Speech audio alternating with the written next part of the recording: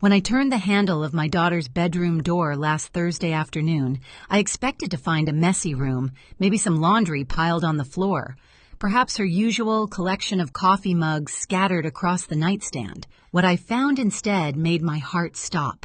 My daughter Sophia, my quiet, studious, seemingly perfect 19-year-old daughter, was sitting cross-legged on her bed, surrounded by stacks of unopened mail, unpaid bills with red final notice stamps, and her laptop open to a payday loan website. Her face went pale when she saw me standing in the doorway. That's when I knew. My daughter wasn't just keeping a secret. She was drowning, and she'd been too terrified to ask for help. If you're watching this, subscribe and let me know where you're watching from. Let me tell you how one moment of discovery revealed a truth I should have seen months ago, and how sometimes the secrets our children keep are the ones we taught them to hide. My name is Helen Moretti. I'm 48 years old, a high school guidance counselor, and the single mother of one daughter who, until 3 months ago, I thought I knew inside and out. Sophia had always been my easy child. Responsible, mature beyond her years, the kind of daughter who did her homework without being asked and never missed curfew.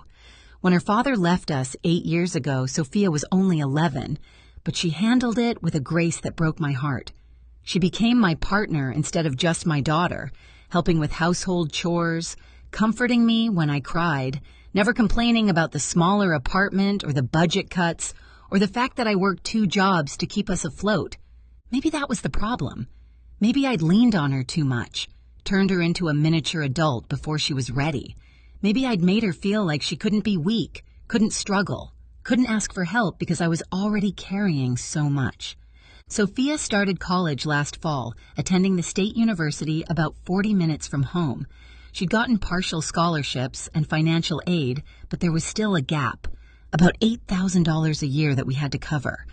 I'd been saving since she was in middle school, working extra hours, cutting every corner I could. We'd made it work. Barely, but we'd made it work. She'd decided to live at home and commute to save money on dorm costs. I was grateful for that decision, selfishly perhaps, because it meant I wouldn't lose her yet. We'd have more time together before she launched into her own life. But sometime around February, I started noticing changes. Small things at first, easy to dismiss or rationalize. Sophia stopped joining me for dinner most nights, claiming she had too much studying to do. She'd eat in her room, door closed, music playing softly. When I'd knock to check on her, she'd crack the door just enough to talk through the gap, never inviting me in. "I'm fine, Mom. Just stressed about midterms." "Everything okay, sweetheart? You seem distant." "I'm not distant. I'm just busy." College is harder than I expected. She started looking tired all the time. Dark circles under her eyes that no amount of sleep seemed to cure. She'd lost weight. Not dramatically, but enough that her clothes hung a bit looser. Her face looked a bit more hollow. When I'd comment on it, she'd brush it off. "I'm just eating on campus between classes. The food isn't great." Her car, a 12-year-old Toyota we'd bought together from a used dealership, started having problems. Strange noises, warning lights on the dashboard. But every time I suggested taking it to a mechanic, she'd insist it was fine. "It's just old, Mom." "It makes noises. I can't afford a mechanic right now." "I'll pay for it, Sophia. Your car needs to be safe." "No, Mom. You already do too much. I'll handle it." That phrase, "I'll handle it," became her mantra. Every offer of help was met with the same response. She'd handle it. She was fine. Everything was under control. But a mother knows. Even when your child is an expert at hiding pain, you feel it. You sense the wrongness in their voice, the tension in their shoulders, the way they avoid eye contact just a bit too deliberately. I tried asking directly, "Sophia, are you sure everything's okay? You can talk to me about anything. You know that, right?" "I know, Mom. I'm just stressed about school. It's normal." Last month, I noticed she'd stopped using her debit card at home. When we'd go grocery shopping together, rare occasions now, she'd pay in cash, pulling crumpled bills from her wallet. When I asked about it, she said she was trying to budget better, that cash made it easier to track spending. It made sense. It was the kind of responsible thing Sophia would do. But something about it nagged at me. Then there were the phone calls. She'd started taking calls outside, walking into the backyard or sitting in her car in the driveway, speaking in low, urgent tones. When I'd ask who called, she'd say it was a classmate or a study group or her academic advisor. Everything okay with classes? Yeah, just group project stuff. You know how it is. I didn't push. I wanted to respect her privacy, her independence. She was 19, an adult technically, entitled to her own life and her own secrets. But the worry gnawed at me constantly. Was she in trouble? Was she struggling with something she felt she couldn't tell me? Was I losing her? Last Thursday, Sophia left for her 10 a.m. class like usual. She'd seemed more distracted than normal, barely touching her breakfast, checking her phone obsessively. When I asked if everything was okay, she gave me that tired smile I'd come to dread. Just a big presentation today. I'm nervous. You'll do great, sweetheart. You always do. She left, and I went through my own morning routine, getting ready for work, tidying the kitchen, grabbing my bag. But as I was heading out the door, I realized I'd left my reading glasses on my nightstand. I went back inside, and that's when I heard it, a buzzing sound coming from upstairs. Sophia's phone. She'd left it on her desk, something she never did. She was practically attached to that phone. I picked it up, intending to text her that she'd forgotten it, maybe drop it off at campus on my lunch break. But as I held it, notifications started flooding the screen. Text messages, emails, phone calls, all with alarming frequency. Final payment notice, immediate action required. Your account is overdrawn by $847. Payment declined, late fee applied. Call us immediately regarding your account. My hands started shaking. I knew I shouldn't look. I knew it was a violation of privacy, but the fear overriding every other instinct. My daughter was in trouble, serious trouble, and she'd been hiding it. I opened her phone. Her passcode was my birthday, it always had been, and started reading. Bank account statements showing overdraft after overdraft. Credit card statements with balances climbing into thousands. Emails from collection agencies. Text messages from something called Quick Cash Loans about missed payments. The room started spinning. My daughter, my responsible, careful daughter, was drowning in debt, and I had no idea. I don't remember making the decision to go into her room. I just found myself standing outside her door, hand on the knob, heart pounding so hard I could hear it in my ears. Sophia had always kept her room neat, organized, everything in its place. That had been one more sign that everything was fine, wasn't it? If her life was falling apart, wouldn't her room reflect that? I opened the door. The room looked normal at first glance. Made bed, clean floor, desk organized. But then I saw it, a cardboard box half hidden under her bed, overflowing with envelopes. I pulled it out with trembling hands and started sorting through it. Bills. So many bills. Car repair invoices from 6 months ago that she'd never mentioned. Credit card statements dating back to September. Medical bills from an urgent care visit I didn't know about. Parking tickets. Bank overdraft notices. And at the bottom, a stack of loan agreements from online payday lenders, the kind that charge 400% interest and trap people in cycles of debt they can never escape.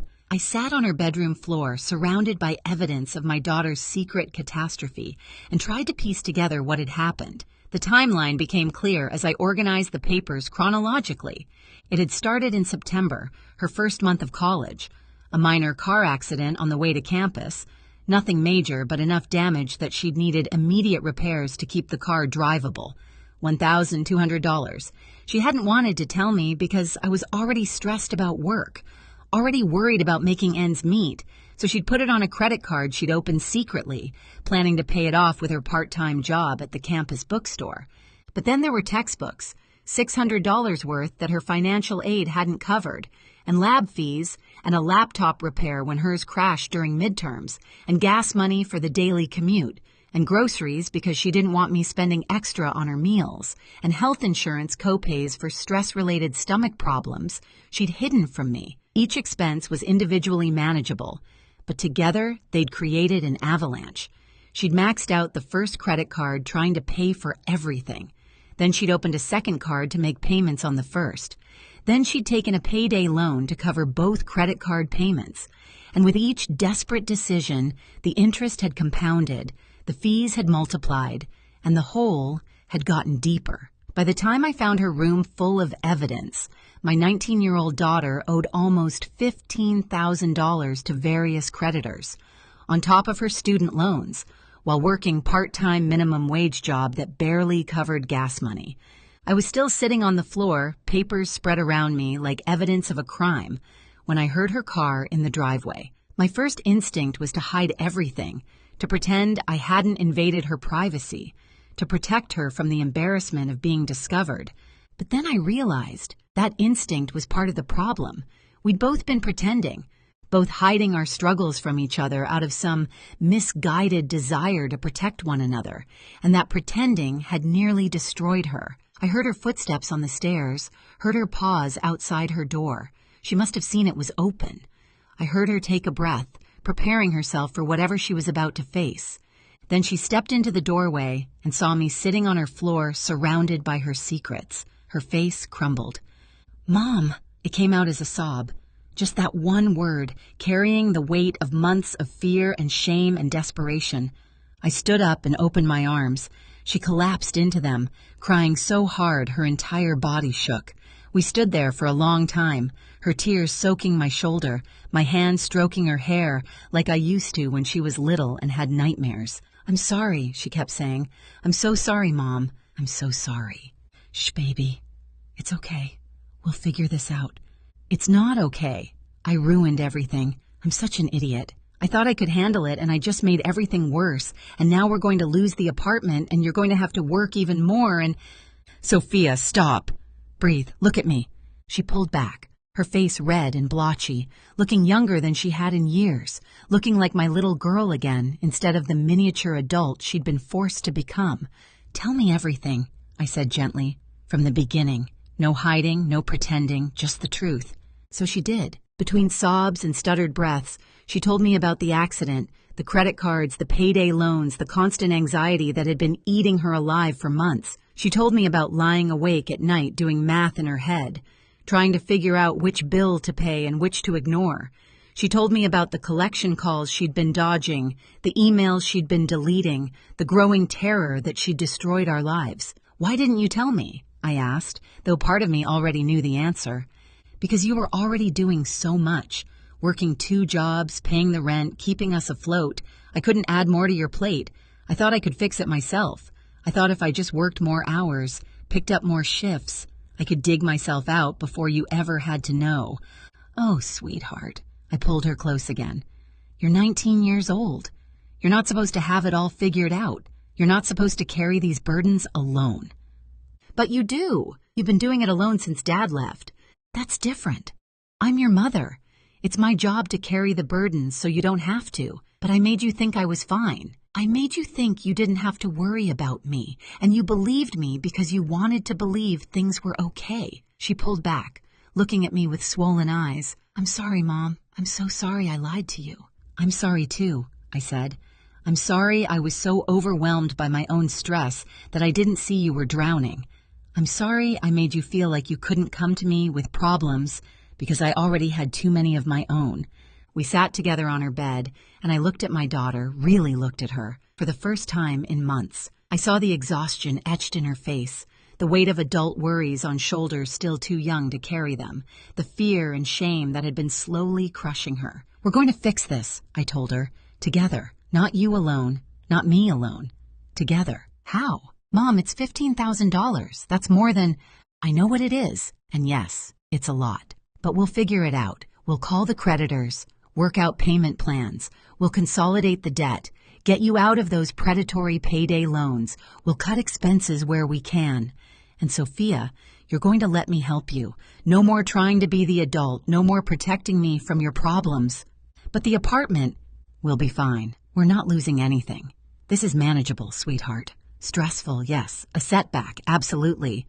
But not the end of the world." Over the next few hours, we went through every bill, every statement, every debt. We created a spreadsheet, guidance counselor skills coming in handy, listing everything she owed, every interest rate, every minimum payment.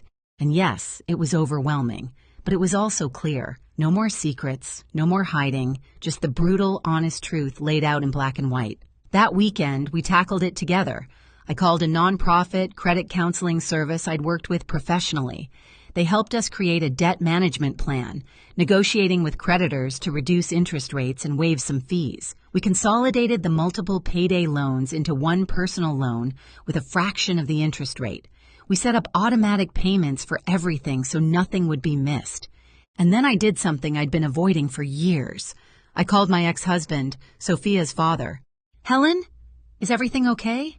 "We need to talk about Sophia." I told him everything. About the debt, the stress, the fact that his daughter had been drowning while he'd been sending the minimum child support and thinking his parental duties were fulfilled. To his credit, he listened. And then he agreed to help. "I should have been more involved," he said quietly. "I should have checked in more, asked more questions. I just assumed she was fine because she always seemed fine." "We all assumed that," I replied, "because she's good at pretending." He agreed to cover half the debt and increase his monthly support. It wasn't everything, but it was help. Real, tangible help that would take immediate pressure off. That night, after all the phone calls and paperwork and planning, Sophia and I sat at the kitchen table with tea, exhausted but lighter somehow. "I still can't believe you're not furious with me," she said. "I'm not furious. I'm sad. I'm sad that you felt you had to carry this alone. I'm sad that somewhere along the way I made you feel like you couldn't ask for help." "You didn't make me feel that way, Mom. I saw how hard you worked, how much you sacrificed. I didn't want to be another burden." "Sophia, you are not a burden. You have never been a burden. You're my daughter. Helping you, supporting you, that's not a burden. That's what family does." She looked down at her tea. "I'm scared I'm going to mess up again, that I'm going to disappoint you. You're human. You'll make mistakes. We both will. But from now on, we make them together, okay? No more secrets. No more pretending everything's fine when it's not." "No more secrets," she agreed. "That was 4 months ago. The debt is being paid down slowly but steadily." Sophia switched to online classes 2 days a week to cut down on gas costs and picked up a better-paying job on campus. I cut back to 1 full-time job instead of 2 part-time ones, prioritizing being present over bringing in extra income. We have dinner together most nights now, really talking, really connecting. And Sophia learned something important. Asking for help isn't weakness. Pretending you're fine when you're drowning isn't strength. Real strength is vulnerability, honesty, admitting when you're in over your head. But I learned something too. I learned that the way we model resilience matters. When I worked myself to exhaustion, never admitting my own struggles, always projecting strength even when I was breaking, I wasn't teaching my daughter resilience. I was teaching her that struggling meant failure, that needing help meant weakness, that the people you love should never see you vulnerable. I taught her to hide, and then I was shocked when she hid from me. Last week, Sophia came to me with her course schedule for next semester. "I'm thinking about taking a semester off," she said, "working full-time for a few months to build up savings and pay down more of the debt before going back." We talked through it together, the pros, the cons, what it would mean for her graduation timeline, her career plans, her mental health. In the end, she decided to stay in school but drop to part-time, finding a balance between education and financial stability. "Thank you for letting me make this decision," she said, "for not just telling me what to do. You're an adult," I replied. "A young adult still learning, but an adult nonetheless. My job isn't to make decisions for you anymore. It's to help you make good ones for yourself." Yesterday, Sophia paid off the last of the payday loans. She called me from work, excited and proud. "The ones with the worst interest rates, they're gone, Mom. It's all gone." I heard something in her voice I hadn't heard in a year. Joy. Real, uncomplicated joy. Not the fake cheerfulness she'd been performing, but genuine happiness about something she'd accomplished. I'm 48 years old. 4 months ago, I walked into my daughter's room and discovered she'd been hiding a financial catastrophe that was slowly destroying her. But you know what? That moment of discovery, as painful as it was, saved us both. Because it forced us to stop pretending, stop performing strength for each other, stop hiding our struggles out of misguided love. We're closer now than we've been in years. Not because everything's perfect, it's not, but because we're finally being honest. Finally admitting when we're scared, when we need help, when we're in over our heads. Sometimes the secrets our children keep are the ones we taught them to hide. And sometimes the greatest gift we can give them isn't our strength, it's our vulnerability. Thank you for listening. Don't forget to subscribe and share your story in the comments if you've ever discovered your child was struggling in silence, or if you've been that child hiding pain from the people who love you most. Your voice matters. And remember, asking for help isn't weakness. Pretending you don't need it is. Real families don't hide their struggles. They face them together.